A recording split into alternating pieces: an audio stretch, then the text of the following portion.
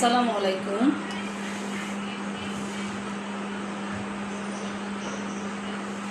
সরকারি বাংলা কলেজের অনলাইন ক্লাসে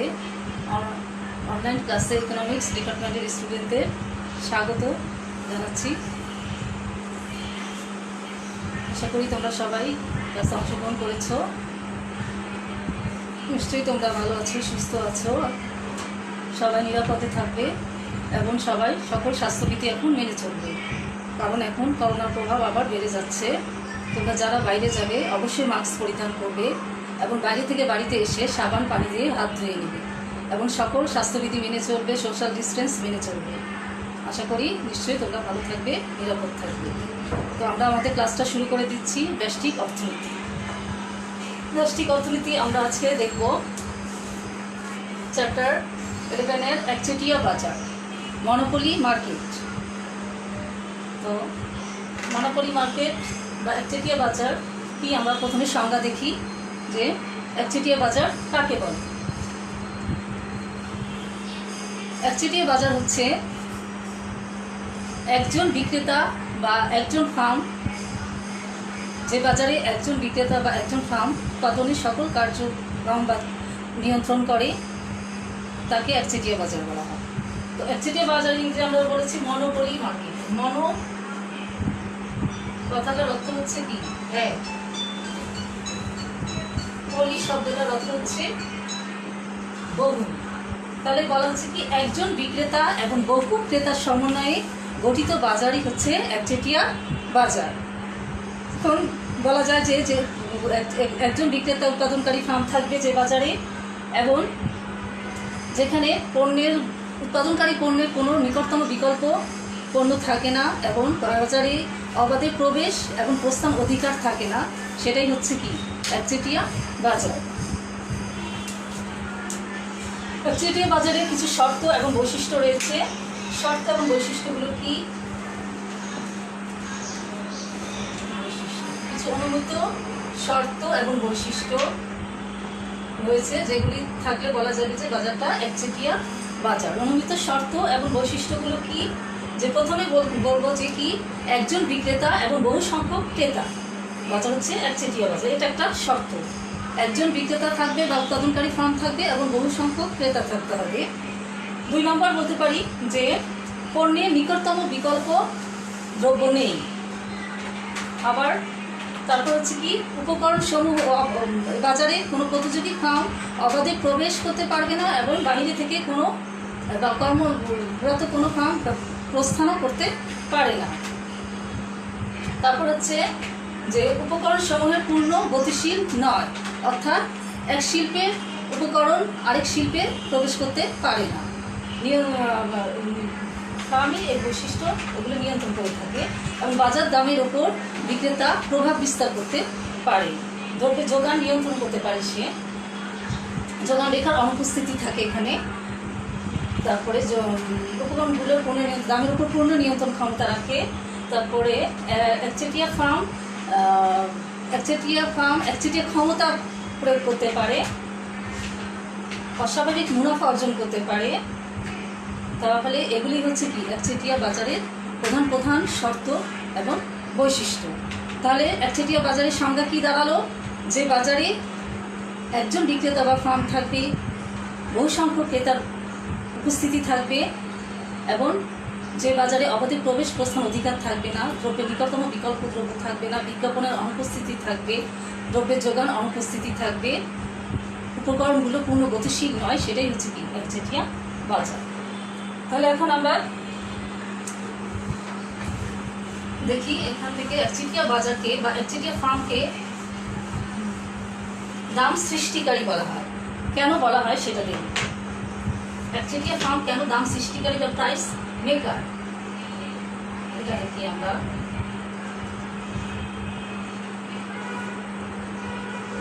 একচেটিয়া ফার্ম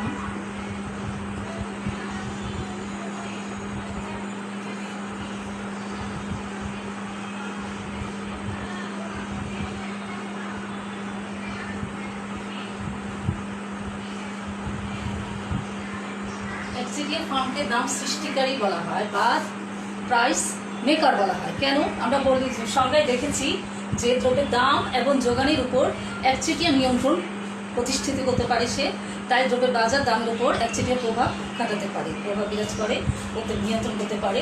এই জন্য একচেটিয়া বাজারকে দাম সৃষ্টিকারী বা প্রাইস টেকার বলা হয়, প্রাইস মেকার বলা হয়।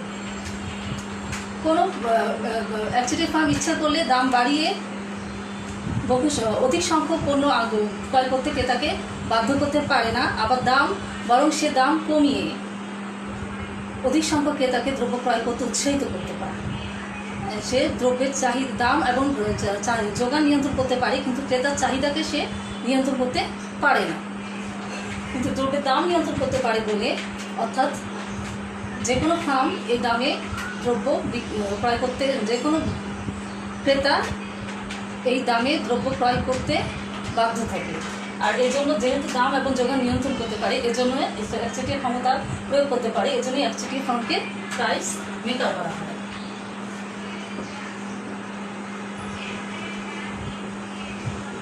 তো একচেটিয়া ক্ষমতা প্রয়োগ করতে সে পারে। আবার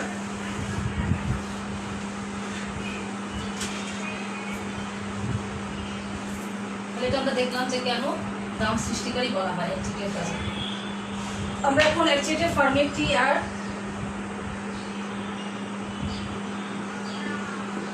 একচেটিয়া ফার্মের বাজারের TR, AR এবং MR এর মধ্যে যে সম্পর্কটা সেটা দেখব। TR টোটাল গড় আয়, মোট আয়, গড় আয় এবং প্রান্তিক আয়, এই সম্পর্ক দেখব। এবং এই রেখাগুলো অঙ্কন করে দেখব যে এই রেখাগুলো চিত্র অঙ্কন করে দেখব যে রেখাগুলো কেমন হয়। এদের মধ্যে সম্পর্কটা কি, এর মধ্যে সম্পর্ক এটা ব্যাখ্যা করব, তাই তো? আমরা জানি একটা তালিকা দিয়ে আগে আমরা এটাকে প্রথমে দেখাবো।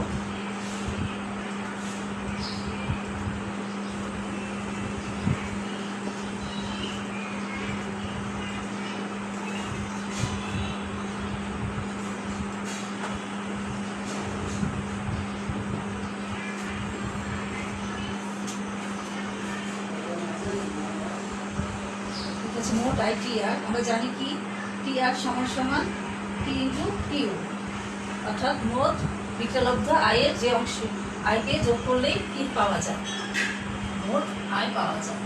তারপর আমরা দেখব কি AR, আমরা জানি কি AR সমান সমান কি TR বাই কিউ। দেখব MR,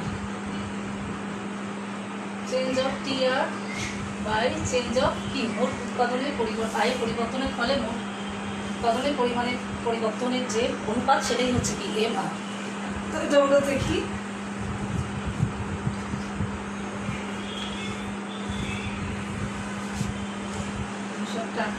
টাকা হিসেবে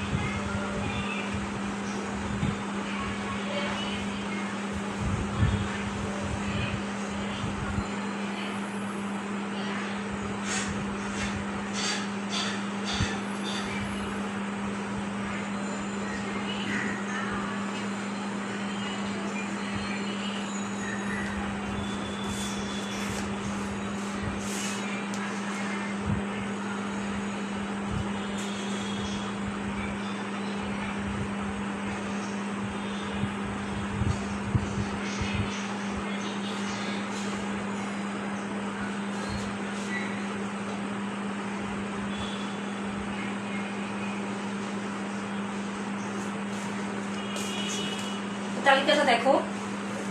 যদি দাম একচেটিয়া বাজারে কি হয়, P সমান সমান AR হয়, গড় আয় এবং দাম পরস্পর সমান হয়। দাম যখন 6 টাকা, বিক্রয় একক 1, আমরা দেখি যে দাম যত কমে যাচ্ছে, বিক্রয়ের পরিমাণ যত বাড়ছে টোটাল রেভিনিউ তত বেড়ে যাচ্ছে, গড় আয় এবং প্রান্তিক আয় কমে যাচ্ছে। তবে বিক্রয়ের পরিমাণ যত বাড়বে আস্তে আস্তে দেখা যাচ্ছে যে টোটাল রেভিনিউ বাড়ে, মোট আয় বাড়ে, কিন্তু গড় আয় এবং প্রান্তিক আয় কমে যাচ্ছে। তবে গড় আয় যে হারে কমে, প্রান্তিক আয় তার চেয়ে বেশি হারে কমে। যেমন 5 একক দ্রব্যের যখন দাম 5 টাকা এবং 2 একক বিক্রয়, তখন আমরা দেখি মোট আয় 10 টাকা বেড়ে গেল, গড় আয় বেড়ে কমে 5 টাকা হলো এবং প্রান্তিক আয় কমে 4 টাকা হলো। দেখা যাচ্ছে যে গড় আয় যে হারে কমে, প্রান্তিক আয় তার চেয়ে বেশি হারে কমে। আবার বিক্রয় পরিমাণ বৃদ্ধি পাওয়ার ফলে এক সময় আমরা দেখি মোট আয় সর্বোচ্চ হয় যখন দাম 3 টাকা দামে বিক্রয়ের পরিমাণ 4 একক, মোট আয় সর্বোচ্চ 12 একক হয়, গড় আয় 3 টাকা পজিটিভ থাকে এবং প্রান্তিক আয় 0 হয়। অর্থাৎ মোট আয় যেখানে সর্বোচ্চ হয়, প্রান্তিক আয় সেখানে 0 হয়। এরপরও যদি বিক্রয়ের পরিমাণ বাড়ে, 5 একক যখন দাম 2 টাকা, 5 একক বিক্রয়ের পরিমাণ হয়, এর পরও যদি বিক্রয়ের পরিমাণ বাড়ে আমরা দেখি কি মোট আয় কমে যায়, গড় আয় পজিটিভ থাকে এবং প্রান্তিক আয় নেগেটিভ হয়ে যায়, ঋণাত্মক হয়ে যায়। অর্থাৎ এম আর লেস দেন 0, এখানে এ আর গ্রেটার দেন 0, এ আর পজিটিভ। যতক্ষণ পর্যন্ত মোট আয় পজিটিভ থাকবে, ধনাত্মক থাকবে, ততক্ষণ পর্যন্ত গড় আয় ধনাত্মক থাকবে। কিন্তু যখন মোট আয় কমে যায়, প্রান্তিক আয় তখন ঋণাত্মক হয়ে যায়। তাহলে সূচিতে আমরা দেখলাম যে বিক্রয় পরিমাণ বৃদ্ধির সাথে সাথে মোট আয় বেড়ে যাবে, প্রান্তিক আয় এবং গড় আয় কমে যাবে। তবে গড় আয় যে হারে কমে, প্রান্তিক আয় তার চেয়ে বেশি হারে কমে। এখন এটাকেই আমরা চিত্রের সাহায্যে দেখব। আশা করি এটা তোমরা সবাই তুলে নিয়েছ। এখন এটা আমি একটু মুছে দিই।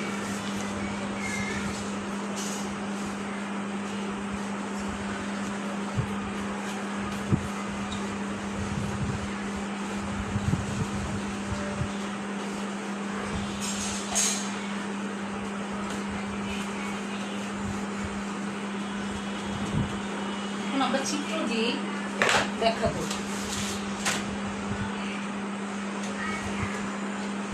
এই তালিকাটা ব্যবহার করেই আমরা চিত্রাঙ্কন করব।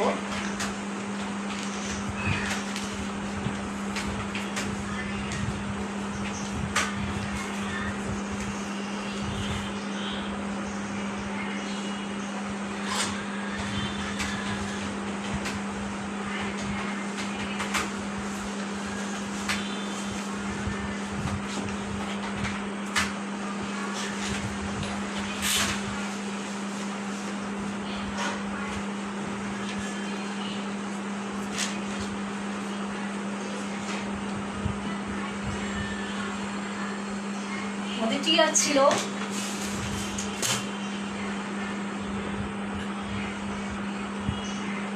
6, 10, 12, বিক্রয়ের পরিমাণ হচ্ছে কি 1 একক, 2 একক, 3 একক, 4 একক, 5 একক।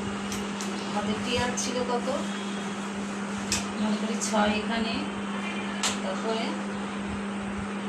10, 12,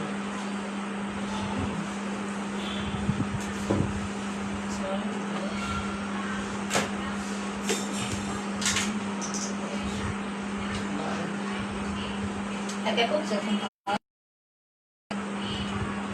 বিক্রয়ের পরিমাণ ছিল 6 একক, 2 একক ছিল বিক্রয়ের পরিমাণ ছিল কত? 10 একক।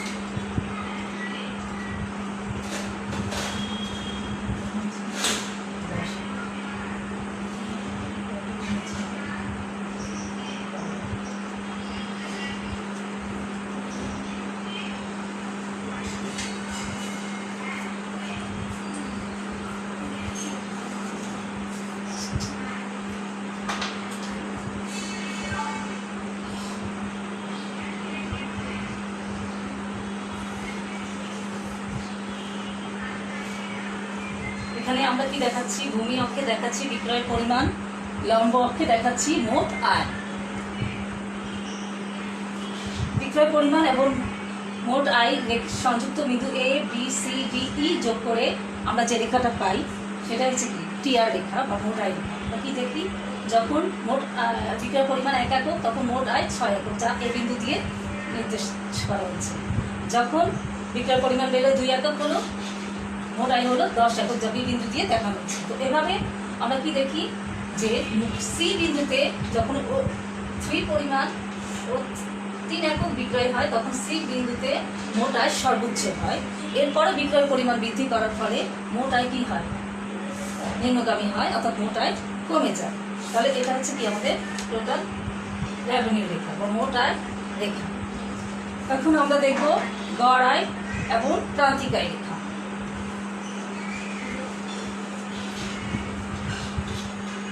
গড় আয় এবং প্রান্তিক আয় রেখাটা অঙ্কন করব।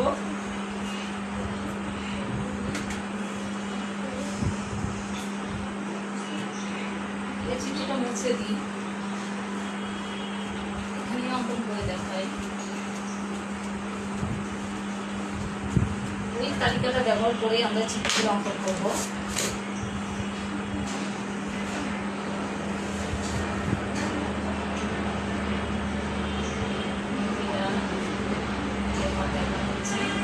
এখানে বিক্রয় পরিমাণ কি দেখাচ্ছে,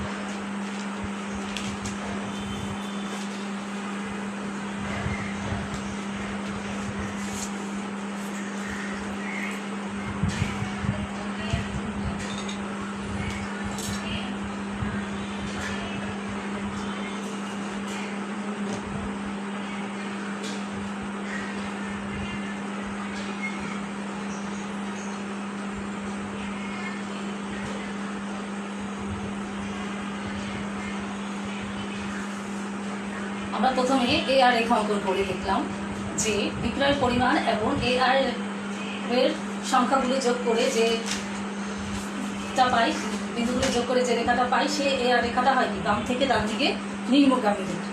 অর্থাৎ বিক্রয়ের পরিমাণ বৃদ্ধির সাথে সাথে কি গড় আয় কমে যাচ্ছে। তো এ আর রেখাটা সেজন্য কি হয়, বাম থেকে ডান দিকে নিম্নগামী হচ্ছে। এখন যদি আমরা এম আর রেখা অঙ্কন করি সেটা কেমন হবে,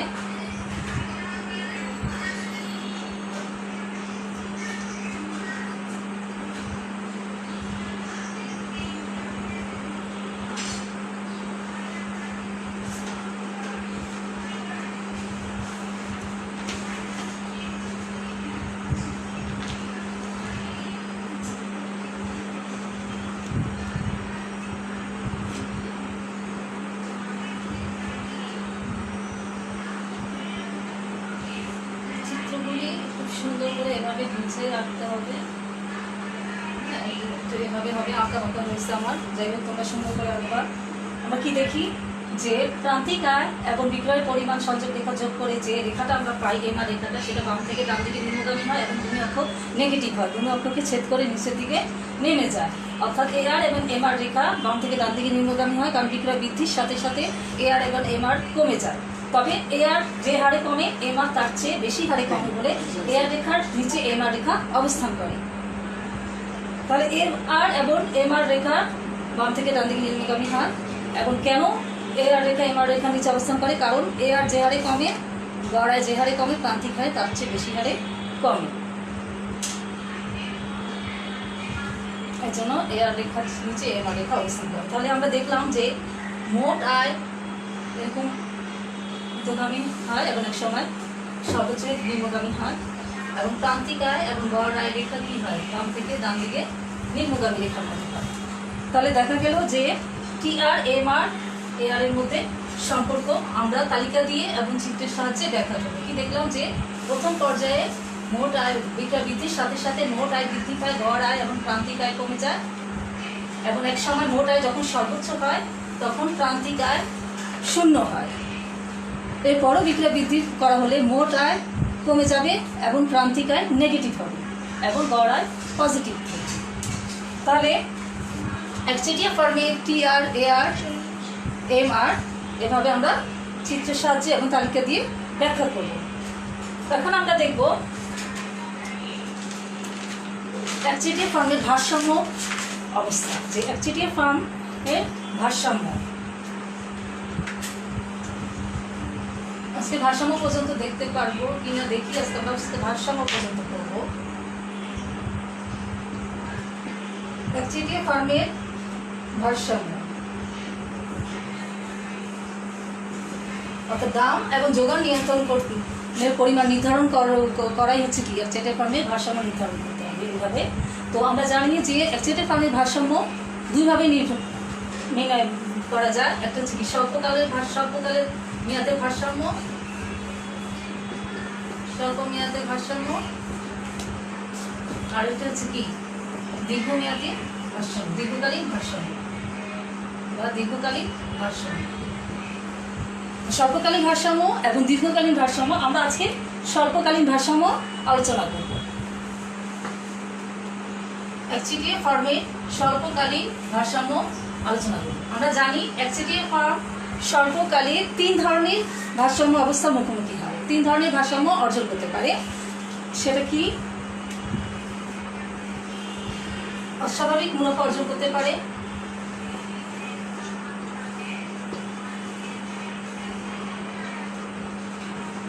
অস্বাভাবিক মুনাফা অর্জন করে ভারসাম্য অর্জন করতে পারে,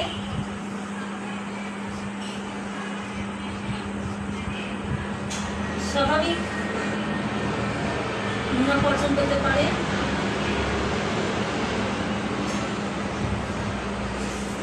লোকসান সহ ভারসাম্য অর্জন করতে পারে, লোকসান সহ ভারসাম্য অর্জন করতে পারে।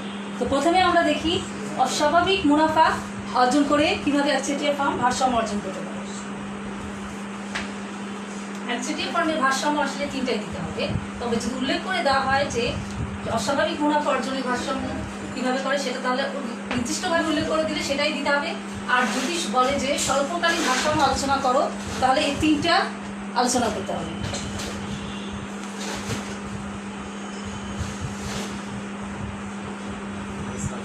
এখন আমরা প্রথমে দেখি অস্বাভাবিক মুনাফা অর্জন করে কিভাবে একচেটিয়া ফর্ম ভারসাম্য অর্জন করতে পারে। অস্বাভাবিক মুনাফা সহ ভারসাম্য অর্জন করা, আমরা জানি ভারসাম্য অর্জন করার 2টি শর্ত কি? MR = MC, অর্থাৎ ভারসাম্য বিন্দুতে প্রান্তিক আয় এবং প্রান্তিক ব্যয় পরস্পর সমান হতে হবে। আরেকটা শর্ত কি? এটা হচ্ছে প্রয়োজনীয় শর্ত। আর পর্যাপ্ত শর্ত কি? পর্যাপ্ত শর্ত হচ্ছে কি? MR রেখা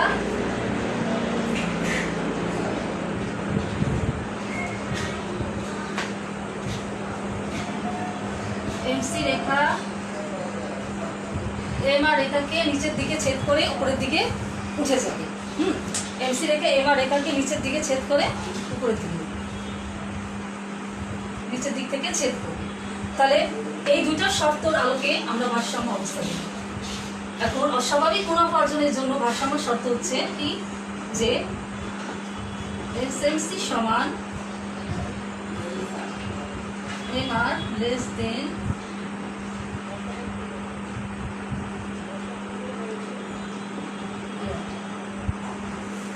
অস্বাভাবিক মুনাফা অর্জনের জন্য এই শর্ত পূরণ করতে হবে যে যেখানে SMC সমান MR less than SSC এবং less than AR, অর্থাৎ গড় আয় বা দাম কি হবে? গড় খরচের চেয়ে গড় আয় বা দাম বেশি হবে। এই অবস্থা সৃষ্টি হলে কি ফার্ম অস্বাভাবিক মুনাফা অর্জন করতে পারবে। এখন আমরা এটাকে চিত্র দিয়ে দেখাবো। চিত্র তো অবশ্যই লাগবে, চিত্র ছাড়া এটা ব্যাখ্যা করা যাবে না। কাজে আমাদের প্রথমেই একটা চিত্র অঙ্কন করতে হবে। আমরা চিত্র অঙ্কন করি।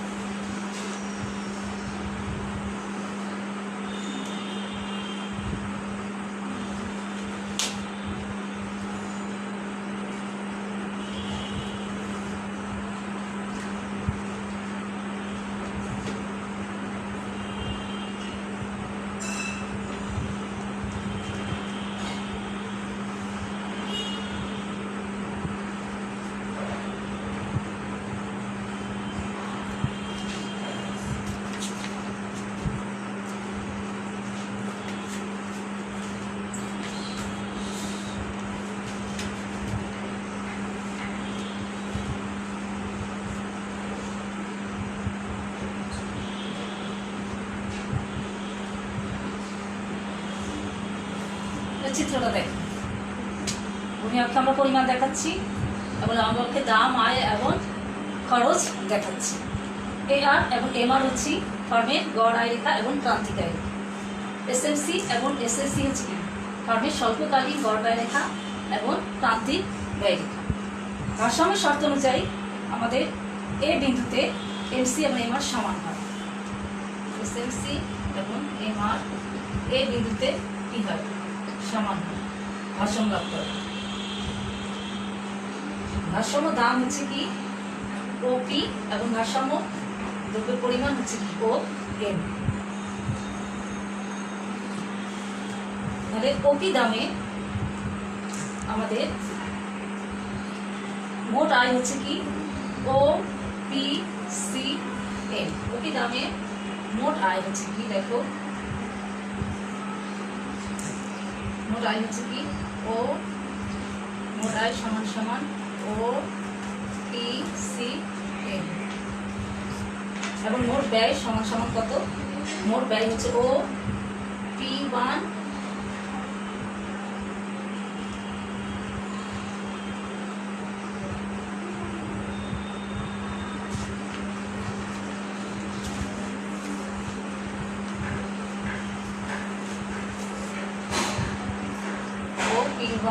B।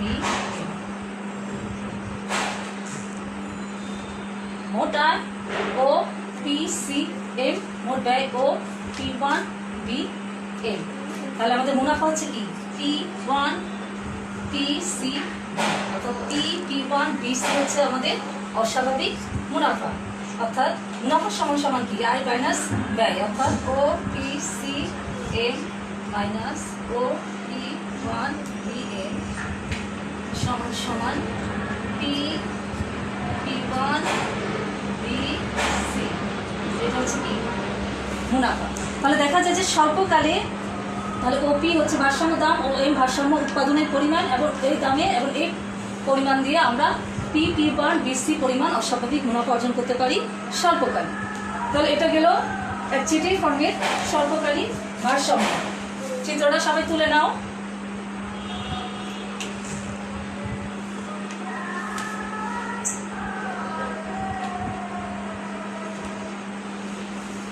তাহলে একটি ফার্ম স্বল্পকালে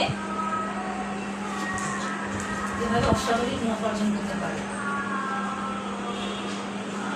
এবং ভারসাম্য যে শর্ত গড় আয় বা দাম এর চেয়ে বেশি, সেটা এখানে পূরণ। এবার আমরা দেখব স্বাভাবিক মুনাফা অর্জনের চিত্র, যে একচেটিয়া ফার্ম স্বল্পকালে কিভাবে স্বাভাবিক মুনাফা অর্জন করতে পারে। এখন কি দেখবো? স্বাভাবিক মুনাফা ন্যাচারাল অর্থনীতি, শূন্য অর্থনৈতিক মুনাফা যেটা স্বাভাবিক মুনাফাকে কি বলা যায়? শূন্য অর্থনৈতিক মুনাফা। তো সেটা কিভাবে অর্জন করে সেই চিত্র আমরা দেখবো, যে স্বাভাবিক মুনাফার চিত্র আমরা দেখব।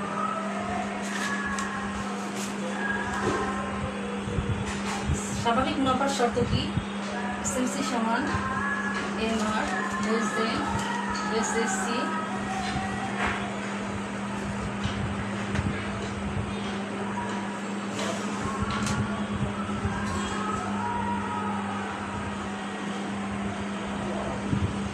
স্বাভাবিক মুনাফার জন্য এই শর্ত পূরণ করতে হবে, যেখানে গড় আয় এবং গড় ব্যয় পরস্পর সমান হতে হবে। স্বল্পকালীন গড় আয় এবং স্বল্পকালীন গড় ব্যয় পরস্পর সমান হবে। স্বাভাবিক মুনাফার চিত্রটা কি? চিত্রটা আগে অঙ্কন করি।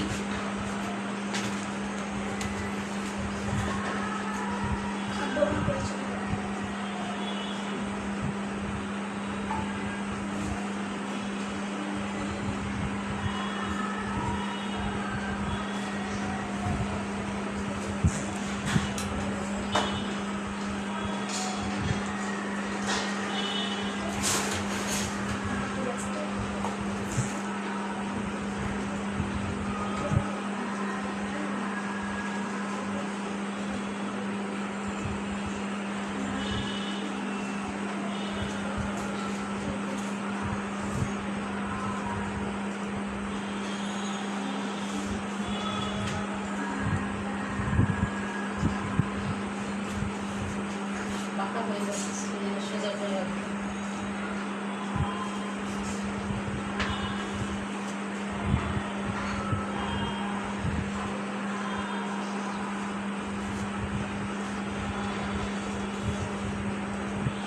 এটা হচ্ছে স্বাভাবিক মুনাফার চিত্র, যেখানে আমরা দেখি গড় আয় এবং গড় ব্যয় পরস্পর সমান হয়। আমরা কি দেখি, ফার্ম এ বিন্দুতে ভারসাম্য অর্জন করে। ভারসাম্য অর্জনের যে সাথে এমআর এবং এমসি পরস্পর এ বিন্দুতে সমান হয়। ওপি হচ্ছে ভারসাম্য দাম এবং ও এম হচ্ছে কি ভারসাম্য উৎপাদনের পরিমাণ, বিক্রয়ের পরিমাণ। ওপি দামে ফার্মে মোট আয় হচ্ছে কত?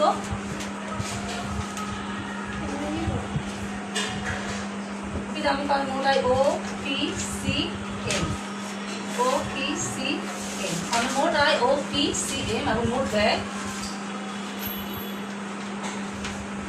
ও পি সি এম। মোট আয় এবং মোট ব্যয় এখানে পরস্পর সমান, অর্থাৎ মুনাফা শূন্য। মুনাফা শূন্য, জিরো মুনাফা, শূন্য অর্থনৈতিক মুনাফা বা স্বাভাবিক মুনাফা। তাহলে একচেটিয়া ফার্ম স্বল্পকালে স্বাভাবিক মুনাফার অর্জন করতে পারে, যেখানে গড় আয় এবং গড় ব্যয় পরস্পর সমান হবে। সেখানে ফার্মের স্বাভাবিক মুনাফা অর্জন করবে এবং ফার্মের অর্থনৈতিক মুনাফা শূন্য হবে। অর্থাৎ এখানে এই যে শর্ত এসএমসি সমান এমআর লেস দেন এআর সমান এসএমসি, এই শর্ত পূরণ হয়, তাই এটাকে আমরা কি বলবো? স্বাভাবিক মুনাফা অর্জন বা স্বাভাবিক মুনাফার চিত্র বা অর্থনৈতিক বা শূন্য মুনাফা। এভাবে স্বল্পকালে একচেটিয়া ফার্ম স্বাভাবিক মুনাফা অর্জন করতে পারে। তাহলে আমরা অস্বাভাবিক মুনাফা ভারসাম্য দেখলাম, স্বাভাবিক মুনাফা দেখলাম। এখন আমরা দেখবো যে লোকসান সহ কিভাবে একচেটিয়া ফার্ম উৎপাদন করতে পারে বা কেন লোকসান সহ উৎপাদন পরিচালনা করবে। ফার্ম স্বল্পকালে লোকসানের সম্মুখীন হতে পারে, সেটা দেখব। চিত্রটা নিশ্চয় তোমরা অঙ্কন করে নিয়েছো, আমি এখন এটা মুছে দিচ্ছি। এখন আমরা দেখব লোকসান সহ মুনাফা, লোকসান সহ ভারসাম্য। লোকসান সহ স্বল্পকালে ফার্ম ভারসাম্য অর্জন করতে পারে। কেন লোকসান সহ ফার্ম উৎপাদন পরিচালনা করবে সেটাই। আমরা জানি যে স্বল্পকালে ফার্মে স্থির খরচ বহন করতে হয়। স্বল্পকালে ফার্মকে স্থির খরচ বহন করতে হয়। তো স্বল্পকালে যদি ফার্ম লোকসানের সম্মুখীন হয়, তাহলে দেখা যাবে যে স্থির খরচে এমন যদি হয় যে উৎপাদন পরিচালনা করে এবিসি পরিবর্তনীয় খরচের কিছু অংশ তুলে আনতে পারে, পুরোপুরি তুলে আনতে পারে, এবং এএফসির কিছু অংশ, স্থির খরচের কিছু অংশ তুলে আনতে পারে, তাহলে ফার্ম স্বল্পকালে লোকসান সহ উৎপাদন পরিচালনা করবে। সেটা আমরা চিত্রের সাহায্যে দেখব। আর তা নাহলে ফার্মের পুরোটাই স্থির খরচ বহন করতে হয় যদি সে উৎপাদন বন্ধ করে দেয়। তাহলে কেন ফার্ম লোকসান সহ উৎপাদন করবে আমরা একবার দেখব।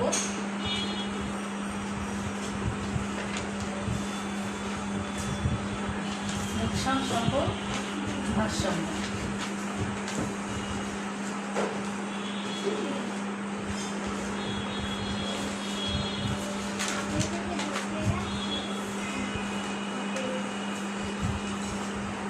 লোকসান সহ ভারসাম্য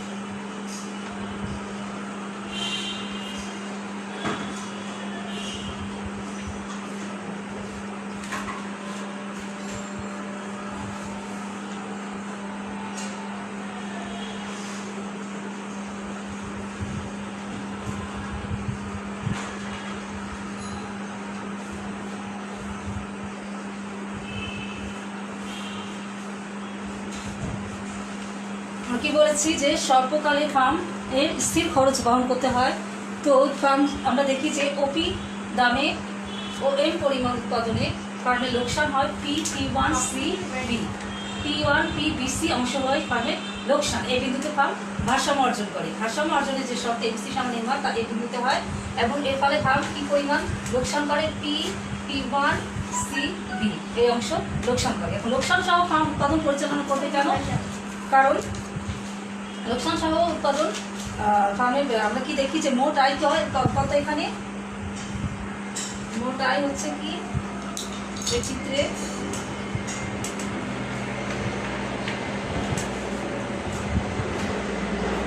মোট আয় হচ্ছে কি OPBN এবং মোট ব্যয় কত? মোট ব্যয় হচ্ছে OP1CN।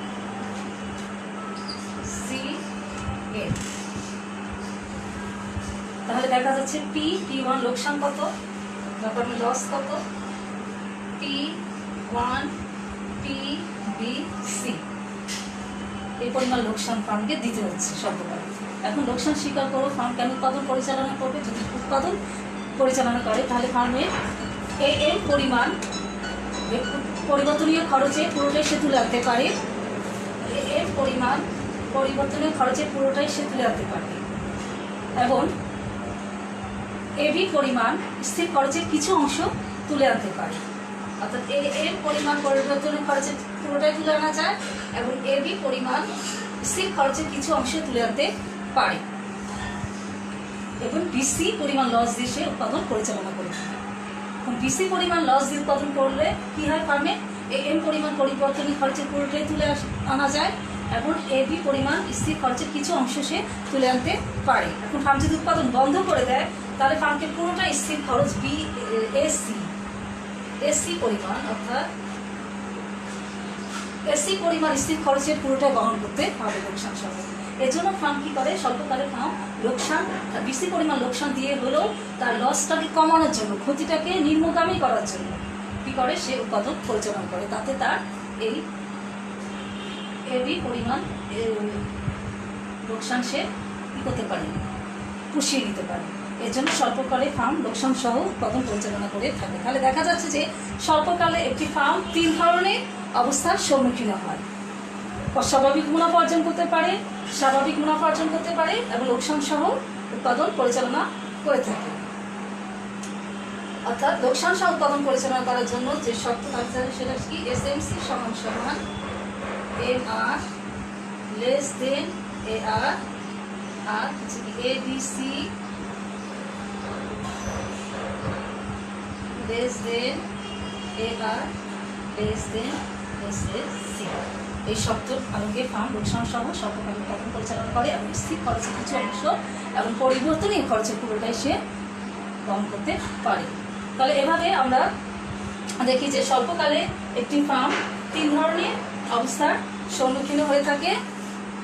তাহলে আমরা একচেটিয়া বাজারে যে ভারসাম্য অবস্থা, আজকে স্বল্পকালীন ভারসাম্য পর্যন্ত দেখলাম। নেক্সট ক্লাসে আমরা দীর্ঘকালীন ভারসাম্য আলোচনা করব এবং এর সাথে আরও যা যা আছে সেগুলো আলোচনা করব। তাহলে আজকে যা যা পড়ালাম যে একচেটিয়া ফার্ম কাকে বলে, শর্ত, বৈশিষ্ট্য, এগুলো আলোচনা এবং একচেটিয়া ফার্মের TR, AR, MR এর মধ্যে সম্পর্ক, এগুলো দেখবে এবং এই ভারসাম্য অবস্থাটা ভালো করে চিত্র সহ সুন্দর করে সবাই পড়াশোনা করবে এবং এই চিত্র অঙ্কনগুলো অবশ্যই বাসায় প্র্যাকটিস করতে হবে তোমাদেরকে। তাহলে তোমরা সবাই ভালো থাকো, সুস্থ থাকো এবং সে পর্যন্ত এগুলি ভালো করে অনুশীলন করো এবং তোমরা তোমাদের নাম, রোল এইগুলো দিয়ে দিও। ঠিক আছে? তোমরা তাহলে সবাই ভালো থাকো, সুস্থ থাকো। আল্লাহ হাফিজ।